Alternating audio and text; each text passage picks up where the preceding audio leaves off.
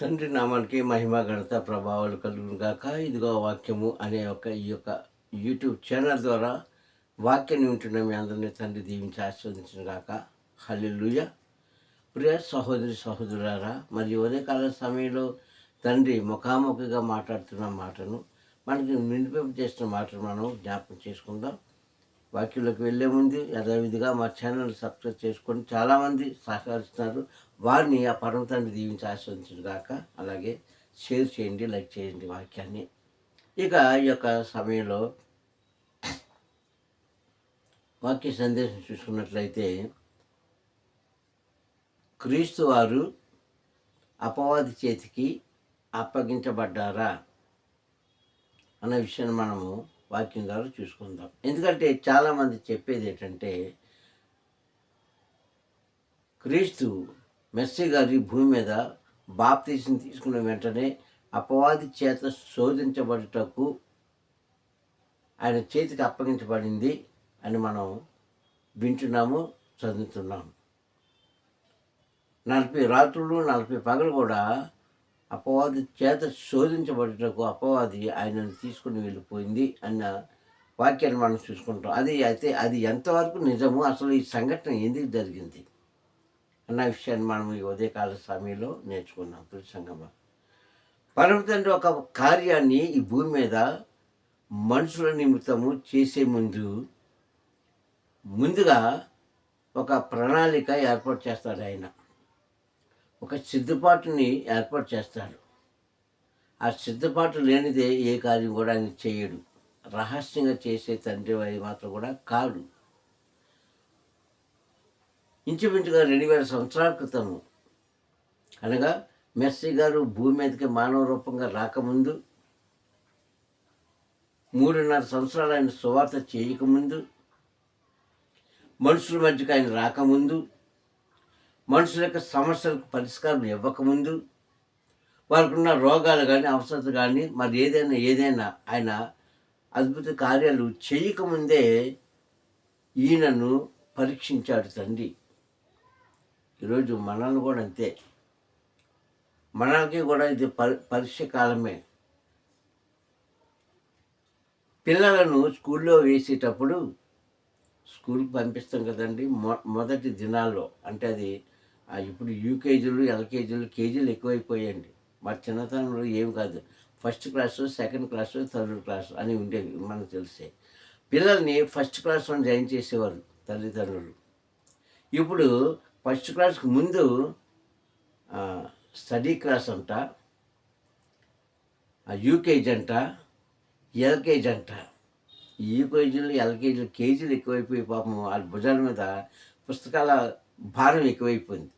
అందుకే ఇప్పుడున్న పిల్లలు నడువు వంగిపోయి స్త్రీలు పురుషులను పాపం బాధపడుతున్నారు. కేజీలు బరువు ఎక్కువైపోయింది వాళ్ళ మీద. వాళ్ళు స్కూల్లో వేసేటప్పుడు వాళ్ళకి ఏ కాలం అది? దిద్దుబాటు కాలము. అంటే అక్షరాలను దిద్ది నేర్చుకునే కాలం అది పిల్లలకి. మన క్రైస్తవుడికి ఇదే కాలము, అంటే సిద్ధపాటు కలిగిన కాలము. హల్లెలూయా. క్రైస్తవుడికి ఏ కాలం అంటే ఇది?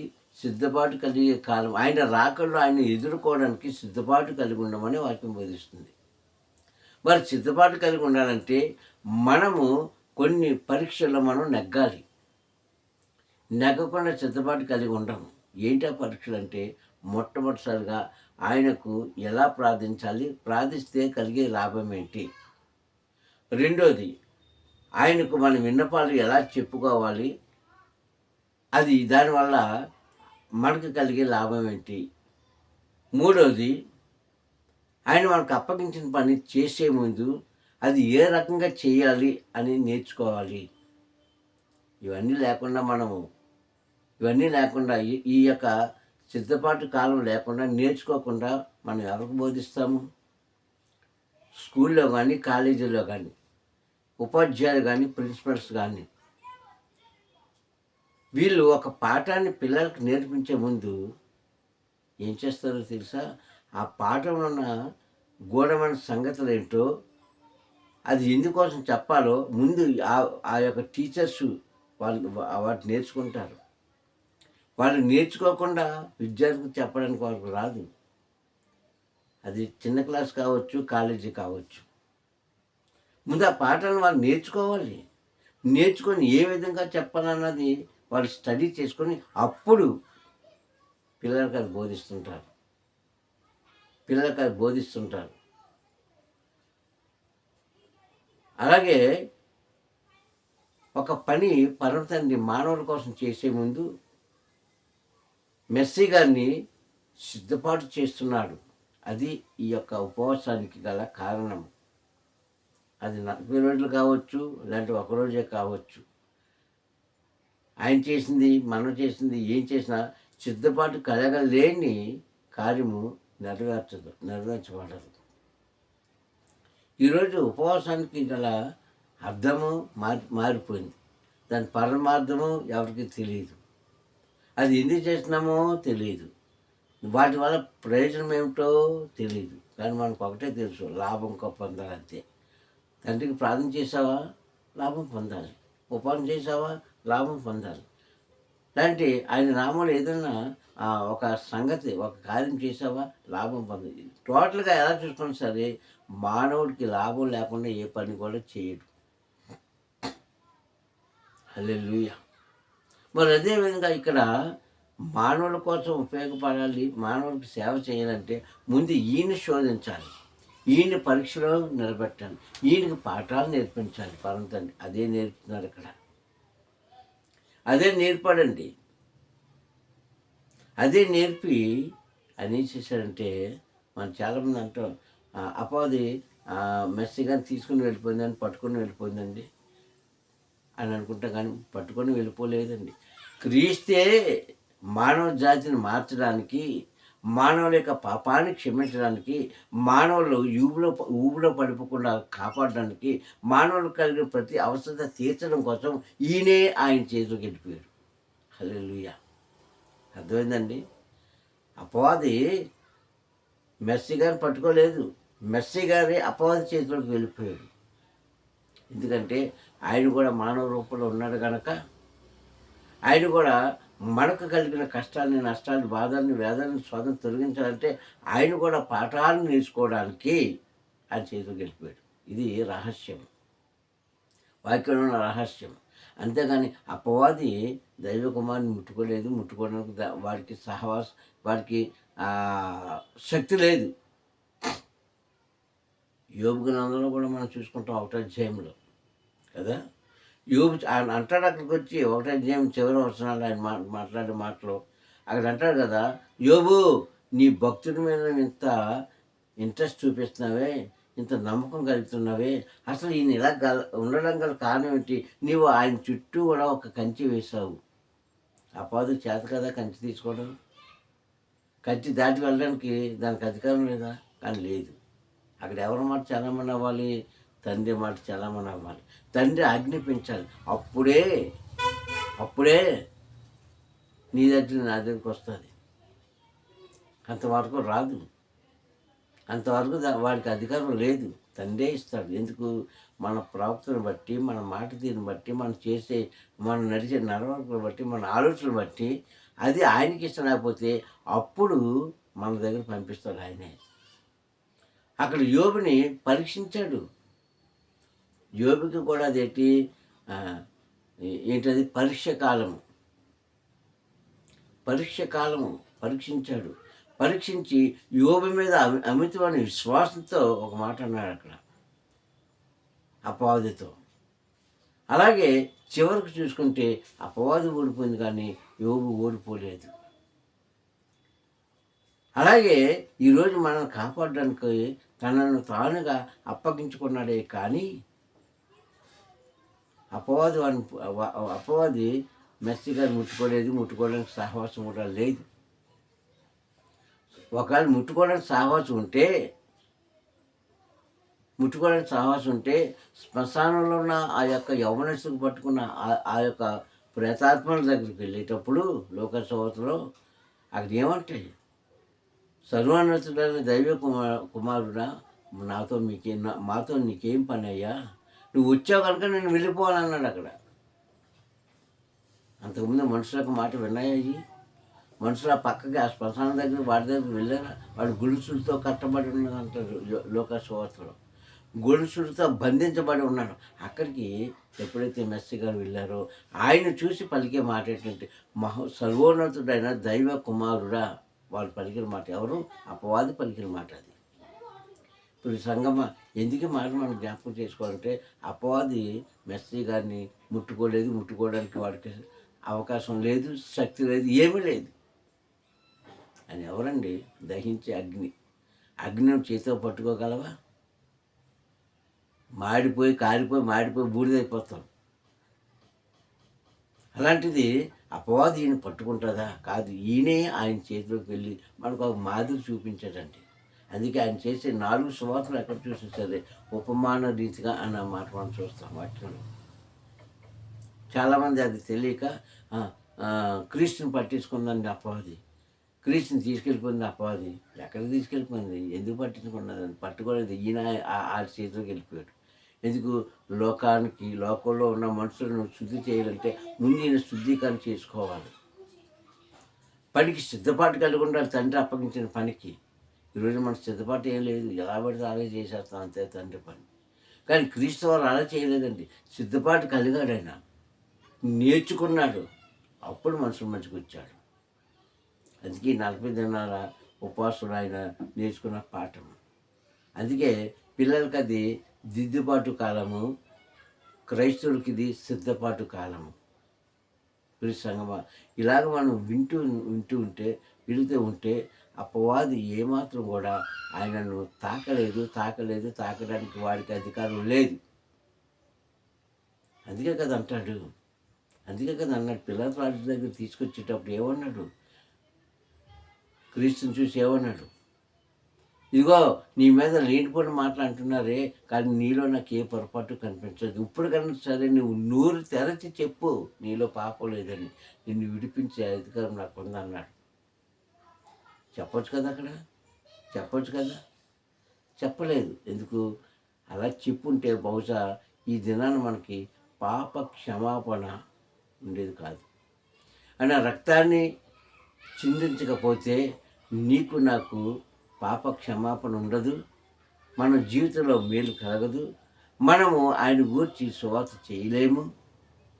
ఆయన శరీరాన్ని రక్తాన్ని మనకు దానంగా ఇవ్వకపోతే, అది మనం భుజించకపోతే, జీవాహారం తినకపోతే, జీవితం తాగకపోతే పరలోకంలో మనకు స్థానం లేదు. ఇది జరగాలని తనకు తానుగా అర్పించుకున్నాడు. కానీ ఎవరు కూడా శక్తి లేదు. గెస్సమనే తోటలో ఆయన పట్టుకుంటారు. అక్కడికి వచ్చినప్పుడు అంటాడు ఆ భటులతో అంటాడు, మీరు ఎవరి కోసం అయ్యా ఇక్కడ వెతుకుతున్నారంటే నజరేతుడైన క్రీస్తు కోసం అనేటప్పుడు నేనే అన్నాడు అక్కడ. అంటే తనకి అప్పగించుకున్నాడు అక్కడ. ఆయన ముట్టుకున్నారా? అప్పటికి కూడా వారు ఏం చేశారంటే ఆ మాట వినేటప్పటికి నేల మీద పడిపోయారు. యాహం సోదరున్నాడు అక్కడ 18వ అధ్యాయంలో. ప్రతి సంగమా అందుకే అక్కడ మనం ఏం నేర్చుకోవాలంటే తనను తానుగా సిలువకు అప్పగించబడలేదండి. ముందుగానే అపవాది చేతికి అప్పగించబడి మనకు మాదిరి చూపించాడు. తన మరణాన్ని తనే కోరుకున్నాడు, తన బాధను తనే కోరుకున్నాడు, తన రక్తాన్ని తానే చిందించుకున్నట్లుగా చేసుకున్నాడు. తనను కొట్టడానికి తిట్టడానికి ఆయనే ప్రణాళిక ఏర్పరిచాడు. ఎందుకంటే మానవ జాతి బాగుపడాలి, ఇది ఆయన ప్రణాళిక. మానవ జాతి తండ్రి నామాన్ని కనపరచాలి, ఇది ఆయన ఉద్దేశం. మానవ జాతి ఉన్నంతకాలం కూడా తండ్రికి మహిమ కలిగించాలని ఈ క్రియలన్నీ చేశాడు. 17వ అధ్యాయం యోహాను సువార్త అంటాడు అక్కడ కన్నులు పైకెత్తి చూస్తూ, ఈ మాటలు చెప్పిన తర్వాత కన్నులు పైకెత్తి చూస్తూ, తండ్రి నీ కుమారుని లోకంలో నిన్ను నేను లోకంలో మహిమపరిచినట్లు ఇదిగో నీ కుమారుని నన్ను కూడా లోకంలో మహిమపరిచినందుకు నీకు వందనాలయ్యా అన్నాడు అక్కడ. ఆయన నామాన్ని గణపరచడానికి, మనకు పాఠాలు నేర్పించడానికి, రాబోతున్న తరాల తండ్రిని ఎలా స్తుతించాలి, ఎలా ఆరాధించాలి, ఎలా కొలవాలి, ఎలా ఆయన బ్రతులాలలో మనకు ఒక పాఠం నేర్పించడానికే అపవాది చేతులకు వెళ్ళిపోయాడు ఇలా. ఇది మూలపాఠం. అంతేగాని అపవాది ఆయన పట్టుకోలేదు. నేను ముందు చెప్తాను కదా, అగ్ని కాలుతున్న అగ్నిని మనం పట్టుకోగలం వెళ్ళి? పట్టుకోగలమా? అసాధ్యం అండి అది. పట్టుకుంటే మన చేతులు కాలిపోతాయి. అలాగే దహించే అగ్ని ఆయన. ఆయన ఎలా పట్టుకుంటామండి మనం? పట్టుకోలేము. అందుకే ఇక్కడ నేర్చుకోవాల్సిన పాఠం ఏంటంటే, తనను తానుగా అప్పగించబడ్డాడని ఎబ్రీ పత్రిక 10వ అధ్యాయం 5వ వచనంలో మనం చూసుకుంటాం. నాకొక శరీరాన్ని అమర్చాలి తండ్రి, 6వ వచనంలో. ఇదిగో నాకొక శరీరాన్ని అమర్చావు, దీంతో ఏం చేయాలని అడిగేటప్పుడు, అప్పుడు తండ్రి చెప్పిన ప్రకారంగా మానవ జాతి కోసం, మానవుల యొక్క మార్పు కోసం, మానవులు నూతనంగా జీవించడం కోసం, మానవుడు సంతోషంగా ఉండడం కోసం, మానవుడు తన జీవితంలో మేలు పొందుకోవడం కోసమే తనను తానుగా రిక్తుడిగా చేసుకొని శిలువ మీద తనను తాను ఎక్కిపోయాడంతే. ఎవరు ఎక్కించలేదు ఆయన్ని, ఎవరు బంధించలేదు, ఎవరు ఆయనను దూషించలేదు. తనను తానే రిక్తుడిగా చేసుకొని దూషణ మాటలను కూడా తనను తానే పలికించుకున్నాడు. నాడు ఫరో రాజు యొక్క హృదయాన్ని కఠినపరిచినట్లే ఈరోజు ఆ యూదుల యొక్క హృదయాన్ని కఠినపరిచాడు పరమ తండ్రి. ఎందుకంటే అలాగే చేయకపోతే బహుశా ఈరోజు నీవు నేను ఇలా ఉండేవాళ్ళం కాదేమో, ఇలాగ సువార్త చేసేవాళ్ళం కాదేమో, ఇలా ఆయన మాటలు వినేవాళ్ళం కాదేమో, ఇలాగ ఆయన కార్యాలు మనము చేసేవాళ్ళం కాదేమో. ఇప్పుడు సంగమ ఆలోచించుకుందాం ఒక నిమిషం. ఆలోచన కలిగి ఉంటాం. ఎంతమందికి ఈ ఆలోచన ఉంటుంది? బాప్తిజం తీసుకున్నాడు మెస్సయ్య, అపవాది చేతికి వెళ్ళిపోయాడు, 40 రోజులు శిక్షించబడ్డాడు. ఆ తర్వాత కొండ మీదకి వెళ్ళారు, ఇద్దరు మాట్లాడుకున్నారు. అప్పుడు వచ్చేసాడు.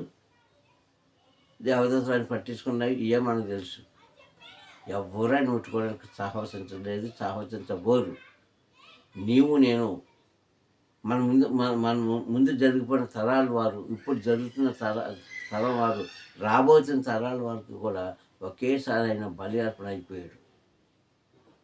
ఒకేసారి బలి అర్పణ అయిపోయాడు ఈ యొక్క క్రియ చేత. అంటే ఈ పని ద్వారా, ఈ పని చేయడం వల్ల భూమి మీద మానవులు ఉన్నంత కాలం కూడా, భూమి మీద మనుషులైన వారు సంచరించేంత కాలం కూడా వారందరి నిమిత్తం ఒకేసారైనా బలి అర్పణ చేసుకున్న దినమే ఈ యొక్క శిలువ ధ్యానము. హల్లెలూయా. శిలువ ధ్యానాన్ని మనం జ్ఞాపకం చేసుకుంటున్నామే. ఈ శిలువ ధ్యానం అందుకే చేశాడు ఆయన. ఇది వాక్య సారాంశం. వాక్య సారాంశం ఇదండి. కనుక ఇప్పుడు సహోదరులారా, ఈ వాక్యాన్ని ఉంటున్న మీరు జ్ఞాపకం చేసుకోండి. ఎప్పుడైతే మెస్సీ గారిని గెస్సమనే తోటలో పట్టుకున్నాడో, పేతురు కత్తి తీసి ఏం చేశాడు? ఆ పక్కనే ఉన్న ఒక సైనికుడి యొక్క చెవు నరికేశాడు. అప్పుడు ఆయన ఏమన్నాడు మెస్సీ గారు? పేతురు, ఎందుకు నువ్వు తొందరపడుతున్నావయ్యా? నన్ను నేను రక్షించుకోవడం నాకు తెలియదా? నా తండ్రికి ఈ క్షణం చెప్పంటే ఎవరు పంపిస్తాడు? ఒక దూతను పంపిస్తాడు. ఆ దూత యొక్క బలం ఎంత తెలుసా? 6,000 సైన్యానికి ఉన్నంత బలము. నన్ను రక్షించుకోవడం నాకు తెలియదా? కానీ ఇది నా తండ్రి చిత్తానుసారంగా జరగవలసి వచ్చింది కనుక జరుగుతుంది అన్నారు. అయితే అప్పుడు ఆయన పలికిన మాట అక్కడ ఉన్న వారికి ఎవరికి అర్థం కాలేదు. ఇప్పుడు కూడా చాలామందికి అర్థం కాదు. తండ్రి చిత్తాన్ని నెరవేర్చడానికి వచ్చాను, అందుకే నేను సిద్ధపాటు కలిగి ఉన్నాను. మీరు కూడా సిద్ధపాటు కలిగి ఉండండి అని నేర్పుతున్నారండి. ఇది మనకు నేర్పించే పాఠం. బాప్తిజం అంటే ఏంటి? బాప్తిజం తీసుకున్నట్లయితే తెల్లబట్టలు వేసేసుకొని, పార్టీలు చేసేసుకొని, విందులు చేసేసుకొని భలే అని గిద్దలేడు కాదు. బాప్తిజం అంటే నీవు కూడా క్రీస్తుతో మరణించడానికి సిద్ధపాటు కలిగిన దినము. ఇది బాప్తిజం. నువ్వు ఒప్పందం పుచ్చుకున్నావు, నాయన నీతో పాటు నేను చనిపోతాను, నీలాగా నేను ఉంటాను. ఎంతమంది ఉంటున్నారండి ఈరోజు? ఎంతమంది ఉంటున్నారు? ఎవరు లేదు. ఇది ఒప్పందము. బాప్తిజం అంటే ఏంటి? ఒప్పందం. క్రీస్తుతో కూడా మరణించడానికి, క్రీస్తుతో కూడా మనం బాధ భరించడానికి. కానీ మనం ఏదైనా కలిగిందంటే మనం వెంటనే ఏం చేస్తుంటే బదిలీ అయిపోతున్నాం, అంటే మారిపోతున్నాం మనం. ఇప్పుడు సంఘం ఇది కాదు క్రైస్తత్వం అంటే. అందుకు కాదు 40 దినాలని చేసింది. ఆయన పట్టుకుని సహవాసం ఎవరు చేయలేరండి, చేయబోరు. ఆయన పట్టుకోవాలంటే పట్టుకోగలవా? అందుకే అక్కడ అంటాడు ఒక దగ్గర మత్తయి సువార్తలో శిష్యులతో, గాలి ఇటు నుంచి వెళ్ళిపోతుందో ఎక్కడికి ఎలా వస్తుందో మీకు తెలుసా? గాలిని చేతితో బంధించగలవా అన్నాడు. ఆ మాటలో అర్థం ఏంటో తెలుసా? అర్థం ఏంటో తెలుసా? ఈయన మన చేతిలో బంధించగలమా? మనం పట్టుకోగలమా? అంత శక్తి ఉందా మనకి? ఎవరికీ లేదండి. గూఢమైన మాటలు మనం జ్ఞాపకం చేసుకోవాలి. అంతేగాని ఆ సిలువ విధానం వచ్చింది, క్రీస్తుని సిలువ వేస్తారు, యూదులొచ్చి పట్టుకున్నారు, అబద్ధాల సాక్ష్యాలు చెప్పేశారు, అది ఇది అది ఇది అని చెప్పిన పాఠమే చెప్పుకుంటూ వెళ్ళిపోతుంటారు. మీరు కూడా విన్న పాఠమే వినుకుంటూ వెళ్ళిపోతారు, కానీ వెనకాల ఉన్న సారాంశం మీకు అర్థం కావట్లేదు. క్రీస్తు అందుకు పట్టుబడలేదండి. అందుకు పట్టుబడలేదు. తనను తాను రిక్తులుగా చేసుకొని, తనను తాను పరీక్ష పెట్టుకొని, తనను తాను తండ్రికి ఇష్టంగా మలుచుకొని, మానవ జాతి కోసం ఆయన చేసిన త్యాగమే ఈరోజు శిలువ ధ్యానం. ఇది జ్ఞాపకం చేసుకోండి. ఇది జ్ఞాపకం చేసుకుంటే క్రైస్తవుడా, ఇక నుంచైనా నీలో మూర్ఖత్వం, అహంకారం ఏదైతే ఉన్నాయో తండ్రికి ఇష్టమని విడిచిపెట్టేసుకుందాం. విడిచిపెట్టేసుకొని కన్నీటితో పశ్చాత్తాపంతో ఆయన దగ్గర ప్రార్థన చేస్తే, మన పాపాలని ఒప్పుకుంటే మనం ఏం చేస్తాడైనా జీవితాంతం కూడా రక్షిస్తూ వస్తూ తన బిడ్డలుగా, తన కుమారులుగా, కుమార్తెలుగా మనకి భూమి మీద మంచి ఈవులు ఇస్తాడని మనం నేర్చుకుంటాం. కనుక క్రీస్తు చేసిన ఈ చిన్న చిన్నది కాదండి, ఈ గొప్ప త్యాగానికి మనం ఏమి ఇవ్వగలం ప్రసంగమ్మా? అందుకే మళ్ళీ చెప్తున్నాను, అపవాది క్రీస్తుని పట్టుకునే అధికారం వాడికి లేదు. కానీ ఈరోజు నిన్ను నన్ను పట్టుకుంటుంది. నీ దగ్గరికి నా దగ్గర చాలా సులువుగా వస్తుంది. ఎందుకంటే మన క్రియలు, మన చూపులు, మన తలంపులు, మన ఉద్దేశాలు అలాంటివి కనుక. బయట ఒక మాట మాట్లాడతాం, లోపల ఎన్నో మాటలు దాచుకుంటాం. బయట ఏదో చేస్తాం, లోపల ఎన్నో చేసుకుంటుంటాం. అంటే ఒక రకంగా చూస్తే నిన్ను నీవే మోసగించుకుంటున్నావు. జాగ్రత్త. నిన్ను నీవే మోసగించుకుంటున్నావు. నిన్ను నీవే మోసం చేసుకుంటున్నావు. నిన్ను నీవే వంచుకుంటున్నావు. జాగ్రత్త. హృదయ వేదన ఉన్నదా? మనిషి అంతే. హృదయ వేదనలో లేకుండా సూటిగా ఏదైనా మాట్లాడేటప్పుడు కానీ, చెప్పేటప్పుడు కానీ క్లియర్గా మాట్లాడుకోండి, క్లియర్గా చెప్పండి. అప్పుడు మీరు ఆశీర్వదించబడతారు. తండ్రి మాటకు లోబడిన అద్వితీయ కుమారుడైన క్రీస్తు ఎలాగైతే జీవించాడో, నిజంగా మనం క్రీస్తు పెట్టమనుకుంటే అదే మాత్రం జీవించి ఆయన చేసే త్యాగానికి మనం కూడా సిద్ధపాటు కలిగి ఉండాలని మిమ్మల్ని వేడుకుంటున్నాం. ప్రార్థించుకుందాం. దయగలనైనా కృపగల తండ్రి వందరములు. ఈ ఉదయకాల సమయంలోని వాక్కు ద్వారా మా అందరితో మాట్లాడేందుకు స్తోత్రం. నిజమేనాయన పిల్లలమైన మాకు తండ్రి ఇది దిద్దుబాటు కాలము. అయ్యా క్రైస్తవుడైన తండ్రి మాకు ఇది సిద్ధపాటు కాలం. అయ్యా ఎంతమంది అయితే సిద్ధపాటు కలిగి ఉన్నారు ఈ వాక్యం విని నాకు తెలియదు నాయన. నీ చిత్తమైతే నీ చేసిన త్యాగం వ్యర్థం కాలేదు. కానీ ఈరోజు మేమే తండ్రి పాపపు ఊబులో పడిపోయి, అయ్యా నువ్వు చేసిన త్యాగానికి విలువ లేకుండా తండ్రి ఈ లోకంలో జీవిస్తూ మీ నాన్న తండ్రి మేము తండ్రి బిడ్డమని చెప్పుకున్నందుకు సిగ్గుపడుతున్నాం అయ్యా. అలా కాకుండా నాయన నీ చిత్తమైతే తండ్రి యేసయ్య నిజమైన బిడ్డలుగా మేము జీవించాలని సహాయం చేసి మహిమ పొందుకోమని తండ్రి ఇస్తున్న తన వాక్యం తండ్రి నీరు కట్టి ఫలించడానికి సహాయం చేస్తామని నమ్ముతూ మీరే మహిమ పొందుకోమని మా ప్రియ రక్షకుడైన క్రీస్తు రాముని ప్రార్థనలు సమర్పించుకుంటున్నాను పరమ తండ్రి. హల్లెలూయా, హల్లెలూయా, హల్లెలూయా. మీ అందరికీ కూడా మరొకసారి పరమ తండ్రి నామములో సలాం. తల్లి మమ్మల్ని దీవించి ఆశీర్వదించును గాక. హల్లెలూయా.